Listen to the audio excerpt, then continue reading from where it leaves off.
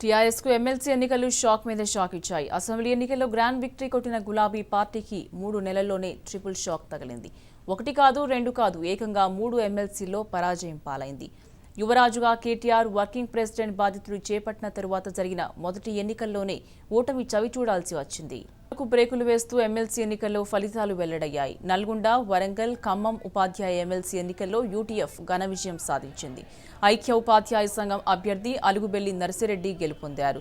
Sitting MLC TRS బలపర్చిన PRTU అభ్యర్థి పూల రవీందర్ ఓటమి చవిచూశారు. నల్గొండ, వరంగల్, ఖమ్మం జిల్లాల ఉపాధ్యాయ ఎమ్మెల్సీ ఎన్నికల్లో 18,885 ఓట్లు పోలయ్యాయి. అందులో 858 ఓట్లు చెల్లలేదు. మిగిలిన 18,027 ఓట్లలో గెలుపు కోట 9,014 ఓట్లు.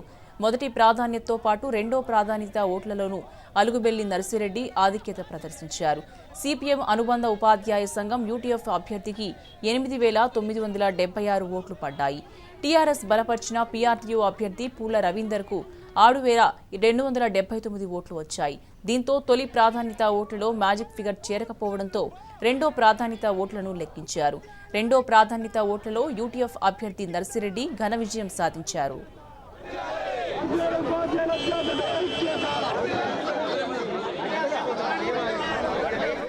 కరీంనగర్, ఆదిలాబాద్, నిజామాబాద్, మెదక్ పట్టభద్రుల నియోజకవర్గ ఎమ్మెల్సీ ఎన్నికల్లో మాజీ మంత్రి కాంగ్రెస్ అభ్యర్థి టి జీవన్ రెడ్డి గెలుపొందారు. సమీప ప్రత్యర్థి తెరాసకు చెందిన చంద్రశేఖర్పై 39,430 ఓట్ల మెజార్టీతో జీవన్ రెడ్డి విజయం సాధించారు. ఈ స్థానం నుంచి 17 మంది బరిలో నిలవగా మొత్తం 1,15,458 ఓట్లు పోలయ్యాయి. జీవన్ రెడ్డి మొదటి ప్రాధాన్యత ఓటుతోనే విజయం సాధించారు. మొత్తం 14 టేబుళ్లపై 9 రౌండ్లలో అధికారులు ఓట్ల లెక్కింపు చేపట్టారు. నేతల వలసలతో ఇప్పటికే కుదేలైన కాంగ్రెస్ కు ఈ విజయం భారీ ఊరటనిచ్చింది. ఉపాధ్యాయ శాసన మండలి ఎన్నికల్లో 1,705 ఓట్ల మెజార్టీతో సమీప ప్రత్యర్థి మోహన్ రెడ్డిపై కూర రఘోత్తమ్ రెడ్డి 7,505 ఓట్లతో విజయం సాధించారు.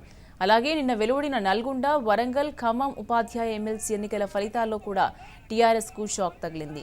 సిట్టింగ్ ఎమ్మెల్సీ పూల రవీందర్పై అలుగుబెల్లి నర్సిరెడ్డి ఘన విజయం సాధించారు. మాత్రమే శాసన మండలి వ్యవస్థను ఏర్పాటు చేసినటువంటి గౌరవనీయులు బిఆర్ అంబేద్కర్ గారికి ముందుగా కృతజ్ఞతాభినందనలు తెలియజేస్తూ మీరు 49 సంవత్సరాల నుంచి అనేక రకాలుగా పంచాయతీరాజ్ ఉపాధ్యాయులను తీర్చిదిద్ది అది ఎంత బలంగా ఉందో ఇవాళ కరీంనగర్ ఉపాధ్యాయ శాసన మండలి ఎన్నిక నిరూపించింది. తద్వారా సంఘానికి ద్రోహం చేసిన వ్యక్తులకు, సంఘానికి సహకరించిన వ్యక్తులకు గట్టిగా బుద్ధి చెప్పినటువంటి తీర్పిది.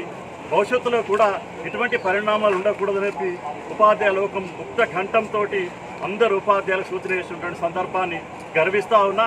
ఉద్యమాలు చేస్తామని చెప్పి, ధర్నాలు చేస్తామని చెప్పి ఏ మాటలు అయితే చెప్పినామో తప్పకుండా ఉపాధ్యాయుల సమస్యల విషయంలో రాజీ పడకుండా మనమ తిప్పని పోరాటం చేసి